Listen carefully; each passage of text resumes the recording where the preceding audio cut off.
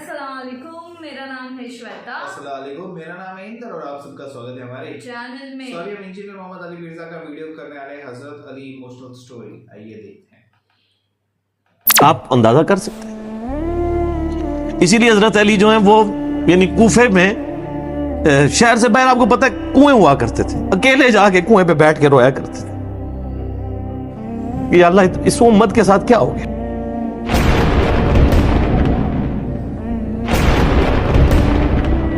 ये रवायत अल मुस्तदरक अल हाकिम में भी मौजूद है और सही सनद के साथ, और अल मुसन्नफ इब्न अबी शैबा के अंदर भी मौजूद है कि मौला अली अलैहिस्सलाम जो है वो उनके पास हजरत तलहा का बेटा आया, उस्मान इब्न तलहा। तो आप उसको जब मिलते हुए आपने ना सूरह हिज्र की वो आयत पढ़ी कि जो अहले ईमान के दिलों में एक दूसरे के बारे में गिल आ जाएगा ना, क़यामत वाले दिन अल्लाह ताला उनके दिल से वो गिल दूर कर देगा। फिर वो जन्नत में आमने सामने बैठे हुए होंगे तख्तों के ऊपर, टेक लगाए हुए तकियों के ऊपर। तो उन्होंने कहा कि मैं अल्लाह से उम्मीद करता हूं कि ये आयत मेरे, तलहा और जुबैर और उस्मान इब्न अफ़्फ़ान, इन तीन बंदे और चौथा मैं, ये आयत हमारे बारे में है कि अल्लाह ताला हमारे दिलों में जो एक दूसरे के लिए मैल आ गया, क़यामत वाले दिन वो दूर कर देगा और हम एक दूसरे से राजी हो जाएंगे। ज़ाहिर है, मतलब वो तकलीफें तो पहुंची थी ना हज़रत अली को, मतलब कई लोगों से तकलीफ पहुंची। बल आपने उनको एक क्लीन चिट दे दी कि मैं अल्लाह से उम्मीद करता हूं कि इन लोगों के बारे में ये आयत है कि अल्लाह ताला हमारे दिलों में एक दूसरे की नफरत खत्म कर देगा, जो अगर दुनियावी वजह से, दुनियावी तौर पर किसी दीनी वजह से आई है। तो ये गिल का लफ्ज वहां पे भी इस्तेमाल हुआ है। अब डॉक्टर सरार साहब रहमहुल्लाह ताला, चूंकि उनकी हदीस की फील्ड नहीं थी, उन्होंने ये जब सूरह हिज्र की आयत आई, इस पे मेरा मसला नंबर 116C भी रिकॉर्डेड मौजूद है, उन्होंने ना उसमें हजरत मुआविया का नाम भी ले दिया कि मैं अल्लाह से उम्मीद करता हूं ये मेरे और मुआविया के बारे में होगा ना। वो नाम लिए ही नहीं है, आप खुद से ना दाखिल करें। हजरत मुआविया को हजरत अली ने नहीं माफ किया, पूरी जिंदगी माफ नहीं किया, क्योंकि उनकी वजह से खिलाफत का निजाम टूटा था। हजरत तलहा तो मैदान जंग से छोड़ के चले गए थे। जब अम्मार इब्न यासिर को देखा कि वो सामने है, तो उन्होंने कहा अम्मार को तो बागी जमात कत्ल करेगी, वो छोड़ के चले गए। तो मरवान ने उनके घुटने में तीर मारा, मुस्तदरक अल हाकिम में आता है, और वो शहीद हो गए। हजरत जुबैर वो सहाबी हैं, यानी जो नबी इस्लाम के बहादुर तरीन असहाब में से 12 बंदे ग़ज़वा उहद में हुजूर के साथ रह गए थे, 700 में से ग़ज़वा उहद के अंदर, उनमें से एक हजरत जुबैर भी थे। और ये तलवार कमाल की चलाते थे, अकेले मैदान जंग में आगे चले जाते थे। बुखारी में आता है कि इनका बेटा अब्दुल्ला इब्न जुबैर कहता है कि मेरे बाप के दो शानों के दरमियान इतना बड़ा जख्म था जो हील अप हो गया था, लेकिन फिर भी गड़ा पड़ा हुआ था, मैं पूरा हाथ उसमें दाखिल कर लेता था, और वो जख्म उनको ओहद के मौके पे लगा था। ठीक है। और फिर जंगे, उसी हदीस में बुखारी के आता है कि जंगे यरमूक के मौका पर लोग यानी लीडर के ऊपर चल रहे होते हैं, तो हजरत जुबैर भी एक स्क्वाड को लीड कर रहे थे। तो लोगों ने कहा हजरत आप आगे जाओ। उन्होंने कहा जब मैं आगे जाऊंगा तो मेरे साथ कोई नहीं आगे जा सके। तो वो अकेले घोड़े को उन्होंने जो है वो एड़ी लगाई और रोमन अंपायर की यानी फौज के अंदर घुस गए, और कोई भी उनसे लड़ने के लिए तैयार नहीं होता था, इतनी बहादुरी थी उनके अंदर। लेकिन जंग जमल में हजरत अली के मुकाबले पे आ गए।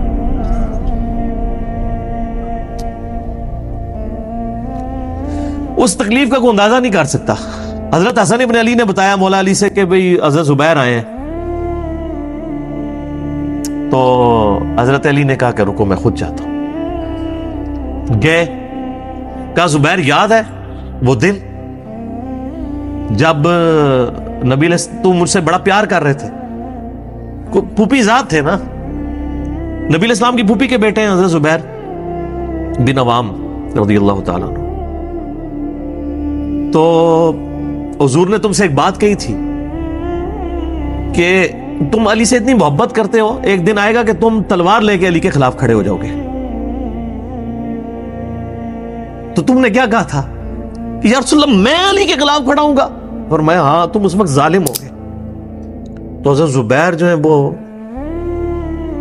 उन पे गशी तारी हो गई, घोड़े को یعنی وہ حضرت علی کا پھر سامنا بھی نہیں کر سکے, میدان جنگ سے واپس چلے گئے. تو بعد میں حضرت علی کے فوجیوں میں سے ایک بندے نے جا کے پیچھے ان کو دھوکے سے قتل کر کے تو لا کے تو سر حضرت علی کے سامنے رکھا. تو حضرت علی نے کہا کہ زبیر کے قاتل کو میں دوزخ کی بشارت دیتا ہوں, کیونکہ زبیر جنتی تھا.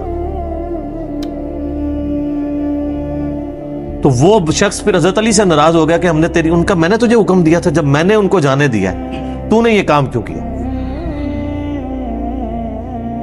تو وہ پھر خارجی ہو گیا. اور یعنی یہ وہ محبت تھی, وہ جہاں محبت تھی وہ نظر آتی تھی. ظاہر ہے کہ ایک بندے کی ایک غلطی سے اس کی پوری زندگی زیرو سے ملٹی پلائی نہیں ہو جاتی ہے. جس نے اتنا کچھ دین کے لیے کنٹریبیوٹ کیا ہو, کبھی نہیں ہو سکتا ایسے. حضرت علی کو بھی اس بات کا پتہ تھا. بہرحال یعنی اللہ تعالیٰ ان سے راضی ہو, اس لیے نبی علیہ السلام کی اس حدیث یعنی وہ حضرت علی کے اس قول کو حضرت علی فٹ کیا کرتے تھے حضرت زبیر, طلحہ اور حضرت عثمان ابن عفان پہ رضی اللہ تعالیٰ. باقی آپ میرا کربلا والا ریسرچ پیپر پڑھیں تو آپ کو پتا چلے گا کہ کتنی یعنی مشکل وقت حضرت علی نے اپنی خلافت میں دیکھا ہے اس حوالے سے. یعنی مصنف ابن ابی شیبہ میں آپ کے مخالفین کی لاشیں بھی ہیں, ان پہ بھی حضرت علی گریہ کر رہے ہیں, ایک ایک کی لاش اٹھا کے اس کو صاف کر رہے ہیں. حضرت طلحہ کا بیٹا تھا محمد بن طلحہ, اس کی لاش دیکھی تو رو پڑے حضرت علی, حالانکہ وہ مخالفت میں لڑنے آیا ہوا تھا. پھر حضرت حسن سے کہا کاش میں جنگ جمل سے 20 سال پہلے ہی مر گیا ہوتا, میں یہ دن نہ دیکھ. ایک ایسا شخص جس نے 8 سال کی عمر میں اسلام قبول کیا, جس نے اسلام کو زیرو سے 3 براعظموں میں پھیلتے ہوئے دیکھا, اور اب اس کو بڑھاپے میں یہ دن دیکھنے پڑ رہے ہیں کہ اس کے سامنے اسلام کا شرازہ بکھر رہا ہے, کہ مسلمانوں سے لڑ رہے ہیں. ایک ایک جنگ میں 8-10 ہزار لوگ, جن میں مرنے والے صحابہ ہیں حضور کی تربیت یافتہ, جو ایک آواز کے اوپر حضور کی لبیک کہنے والے تھے, شیر و شکر تھے آپس میں. آپ اندازہ کر سکتے ہیں. اسی لیے حضرت علی جو ہیں وہ یعنی کوفے میں شہر سے باہر آپ کو پتہ ہے کنویں ہوا کرتے تھے, اکیلے جا کے کنویں پہ بیٹھ کے رویا کرتے تھے کہ اللہ اس امت کے ساتھ کیا ہو گیا.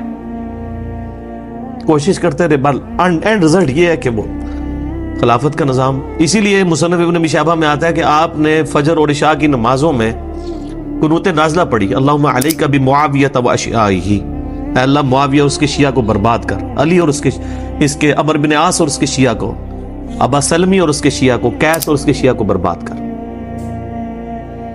باقی احادیث میں آپ علیہ السلام نے جو بشارت کر دی تھی, مسند نسائی الکبریٰ کے اندر حدیث موجود ہے, حاکم کے اندر, کہ نبی علیہ السلام نے حضرت علی سے ایک دن فرمایا تھا, اے علی اگلی امتوں میں سب سے بڑا بدبخت وہ تھا جس نے قوم عاد کی اونٹنی کو قتل کیا اور اس کے بعد عذاب آ گیا. میری امت کا سب سے بڑا بدبخت وہ ہوگا جو تیرے سر کے خون سے تیری داڑھی کو رنگ دے گا. اور وہی ہوا ہے.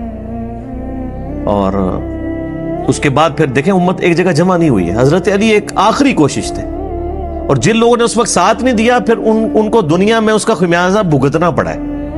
عبداللہ بن عمر نے بیعت نہیں نہ کی تو صحیح بخاری اٹھا کے دیکھیں, عبداللہ بن عمر کو آل امیہ نے قتل کروایا, حجاج بن یوسف نے زہر آلود نیزہ مروا دیا. اور حاکم کے اندر مجموع الزوائد کے اندر موجود ہے, حضرت عبداللہ بن عمر آخری عمر میں کہا کرتے تھے کاش میں اس وقت علی کا ساتھ دیتا اور یہ خلافت کا نظام تو بچ جاتا. کیونکہ کئی لوگ بیچ میں نیوٹرل ہو گئے تھے جو پھر ساتھ نہیں دیا, تو اس کی وجہ سے پھر حضرت علی کے چونکہ اب پاس اتنی مین پاور نہیں تھی کہ اس سسٹم کو سنبھال سکتے, بال پھر وہ شہید ہو گئے اور پھر معاملات آگے. صحیح بخاری میں حدیث ہے, نبی علیہ السلام کے پاس واشی آیا فتح مکہ کے موقع پر, اور وہ واشی کون تھا؟ قاتل حمزہ. ہائے ہائے ہائے. حمزہ نبی علیہ السلام کے صرف چچا نہیں تھے بلکہ بھائی بھی تھے, دو شریک اور ہم عمر بھی تھے, دوست بھی تھے. واشی کو حضرت بلال نے سفارش کروائی کہ یا رسول اللہ میرے کہنے پہ معاف کر دیجئے. واشی پیش ہوا, فرمایا واشی یا رسول اللہ, قاتل حمزہ یا رسول اللہ, تیرا ایمان قبول ہے لیکن کیا تو ایسا کر سکتا ہے کہ اپنی شکل مجھے نہیں دکھانی؟ ہائے ہائے ہائے ہائے. یہ وہ شخص ہے جو حریص علیکم بالمؤمنین رؤوف الرحیم ہے, لیکن چچا کے معاملے میں, اور وہ چچا ایسا نہیں جو صرف چچا ہی تھا, وہ دین کا مجاہد تھا, دین کے لیے کنٹریبیوشن تھی. اور فرمایا پوری زندگی پھر واشی سامنے نہیں آیا حضور کے, حالانکہ آپ کو تو اللہ نے گارنٹی دی ہے حریص علیکم بالمؤمنین رؤوف الرحیم. نبی الاسلام مومنین پر رؤوف بھی ہیں, رحیم بھی ہیں. اب میں تھوڑی سی انجینئرنگ کرتا ہوں کہ انسان کو اپنے چچا سے زیادہ محبت ہوتی ہے اپنی اولاد سے, مطلب اس پہ تو کوئی دوسری رائے نہیں ہے. جن جن کے بچے ہیں, یعنی میرے بھی اپنے بچے ہیں, آپ میں سے بھی اکثر لوگ شادی شدہ بیٹھے ہیں, آپ خود انالیسس کر لیں. بلکہ اولاد تو بعض کا انسان کو ماں باپ سے آگے ہو جاتی ہے. تو جن لوگوں نے حضرت حمزہ کے ساتھ ظلم کیا اور ان کو قتل کیا, ان کا ایمان قبول نہیں کیا گیا. تو جن لوگوں نے حضرت حسین ابن علی کے ساتھ ظلم کیا یا حضرت علی ابن ابی طالب کو تکلیفیں دی ہیں جو حضور کے بچوں کی جگہ تھے, ان کے بارے میں آپ ایکسپیکٹ کر سکتے ہیں کہ نبی الاسلام کے دل میں ان کے بارے میں کوئی محبت کے جذبات ہوں گے؟ Not at all. حتیٰ کہ آپ دیکھ لیں مسند احمد میں تواتر سے وہ حدیث نقل ہوئی ہے کہ ابن عباس کہتے ہیں کہ ایک دوپہر کے وقت میں نے خواب دیکھا اور میں گھبرا کے اٹھ گیا اس خواب کی وجہ سے. میں نے دیکھا کہ نبی الاسلام جو ہے وہ پرانگدہ حالت ہے, بال بکھرے ہوئے ہیں, جسم پہ گرد پڑی ہوئی ہے, ہاتھ میں خون کی ایک شیشی ہے. اور میں نے کہا یا رسول اللہ میرے ماں باپ قربان, آپ کی کیا حالت ہے؟ تو فرمایا کہ یہ حسین اور اس کے ساتھیوں کا خون ہے جو صبح سے میں کربلا میں سمیٹ رہا ہوں. اور یعنی یہ ایک اللہ کی طرف سے دکھایا گیا یہ تشبیہ, یعنی ایک لادہ سے ایک محکمہ خواب کے محکمہ بالکل الگ سے. آپ مجھے خواب میں آئے تو آپ کو نہیں پتا ہوگا کہ آپ میرے خواب میں آئے. یہ اللہ تعالیٰ تمثیلاً دکھاتا ہے. اور نبی الاسلام کو خواب میں دیکھ رہا ہے کون؟ صحابی. تو وہ تو کنفرم ہے, بخاری مسلم میں حدیث ہے جس نے مجھے خواب میں دیکھا میری شکل میں شیطان نہیں آ سکتا.